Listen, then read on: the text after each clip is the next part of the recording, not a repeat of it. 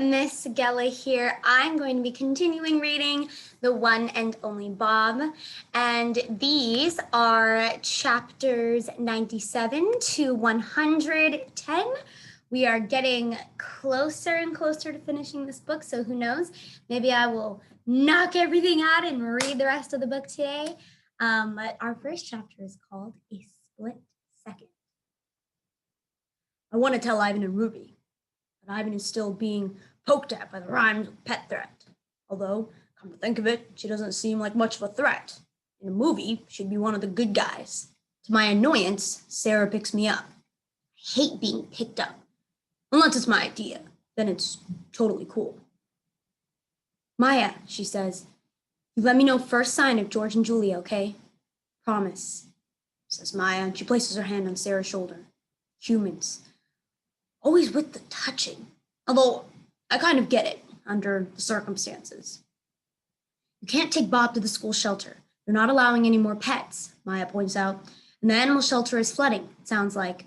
Why don't you leave him here? I'll put him in my office. He'll be safe. No way is that on my agenda. Sarah nods. Good idea. She starts to hand me over, but hesitates when she realizes Maya still has a meerkat wrapped around her neck. It's just a split second. But a split second is all it takes to escape when you're Bob, untamed and undaunted. On my way. Bob! Sarah cries. Grab that dog! Maya yells. I spent a good part of my life running from a certain guy named Mac, and I still have my moves. I twist and spin and dip, and before you can say, yes sirree, Bob, they've given up. I backtrack, slip under a bench, and make my way to Ruby. Ruby, I whisper, I gotta go. Something important's come up. You and Ivan see if you can find George and Julia. I want to come, Ruby says, stomping her right front foot in a huge puddle. You need to keep an eye on Ivan, I say. Make sure Kenyani doesn't drive him loco with her sobbing. I'll be back before you know it. And don't wait for an answer. I'm off into the wild, into the world filled with wind and rain, with wolves and alligators, with a voice that could rip my heart in two. Looking. Ivan used to ask me what I did when I wasn't hanging out at the Exit 8 Big Top Mall and Video Arcade. I wasn't like the rest of the animals, caged, trapped. I told him I was scrounging for food, and he never questioned it. When you think about it, though, where's a better place to find food than the floor of a mall at the end of the day? Yeah, I wasn't looking for food. I was looking for her, for Boss. What if? First, I didn't admit it to myself. You know how it is when you wish for something so bad you're afraid to say it out loud? Because what if it never happens? It was like that. I knew the odds were crazy long. I knew I was nuts, and yet I went out day after day searching for her. 6. There had been 6 of us in the litter, so why was I only looking for her? Because it was her bark I'd heard.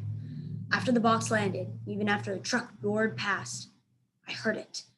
A whimper, bark, howl, cry, something I've never heard since. She survived, at least at first. I survived. The rest of them didn't. Relieved. And what did I do when I heard that bark? Did I run toward it? Did I try to find her, to save her? No. No. I was just a few weeks old, helpless, useless. The cries stopped almost as soon as they'd started. And you know what? Part of me was relieved. I didn't want to have to go back into that highway. I couldn't bear wanting to rescue her, not knowing how. I didn't want her to see her die. Mostly, I was afraid. Coward. I was afraid. A coward. There's a certain freedom that comes with owning your faults. The wind. Every day I went looking for Boss, up and down that same barren stretch of highway. Sometimes I'd catch a hint of something hopeful on the air and think it was my sister's scent. I'd be certain the breeze had brought me her voice, like an invisible gift. The wind can really mess with your head. Enough.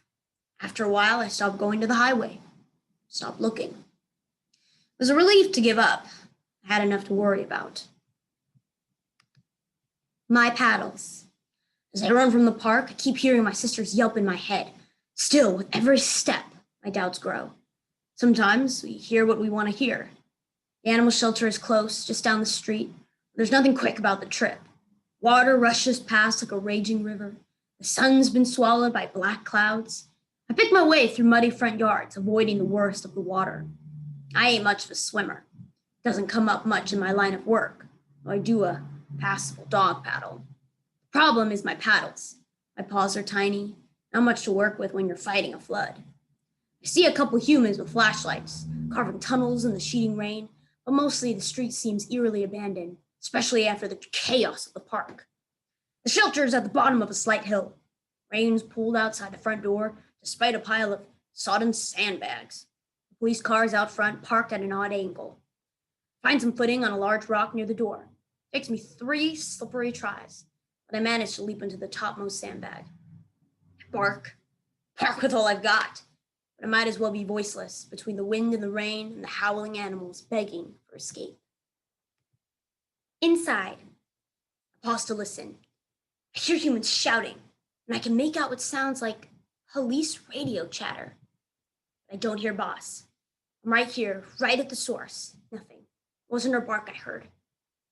She's dead, and I'm crazy, and hearing things, and drenched and shivering, and where's Julia? Where's George? Hey, little guy. The door eases open. Just a crack. Every bone in my body, every smart part of my doggy brain says, run.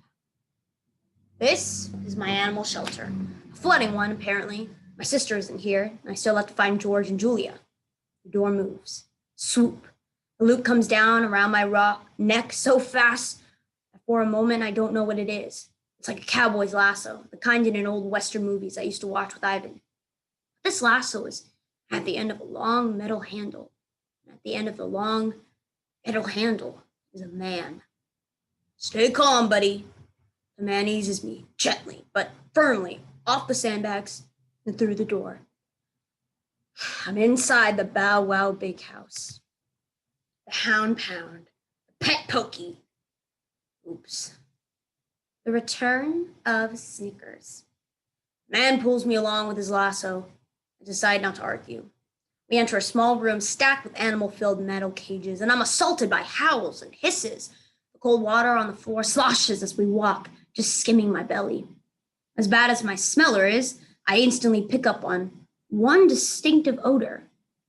It's like the world's worst perfume, the kind old ladies emit, the kind people spray on their dogs to camouflage their lovely dog stink, the kind Snickers wears.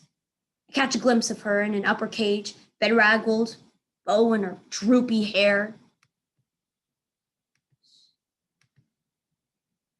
Snick, baby. That's meaning you here, I say. You look good behind bars. Hairbrain, she replies. Hey, calls a rabbit 2 cages down. What's your language? Mac couldn't deal with you, I asked Snickers. He brought me here because he thought it would be safe. Safer. Seems he may have been mistaken, I say. Carefully grabbing my scruff, Cowboy lifts me into an upper cage, pulls the lasso loose, and shuts the barred door. I'm not happy, but it's a relief to be out of my noose.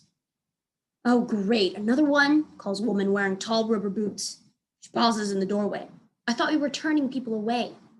Babel, yes, says Cowboy. This pup came solo. Tick-tock, folks, says an older, ruddy-faced officer. He's holding a radio in one hand and a flashlight in the other. You are running out of time. We hear ya, but first we've got to move everybody who's lower level, Boots sighs. Last hurricane we had 2 feet to deal with. I swear they're getting worse. Climate change, says the officer. What are you going to do? More than we're doing, says Boots. That much is for sure. I'll move the dogs from room 2, Cowboy offers. There are only a couple on the bottom level. We're out of cages, though. We'll have to double up. Put that little female in with the new guy, says Boots. They look like twins. I'm shivering. And it's not because I'm cold. I press my hurt nose to the metal bars. I smell something. I do. I hear something. I do. Cowboy returns, dog in arms. A bark. That bark. The door to my cage opens. Hey, say automatically, even as my heart is already whispering the truth to me. Call me Bob. They call me Boss, says the voice. But by now I know, of course I know, and I'm howling with joy. A lie. Thunder claps, shutters fly, windows rattle, water rushes, dogs whimper, cats howl, people yell, and all I can hear is my sister's voice. Catching up, we lick each other, sniff, yelp, circle, wrestle.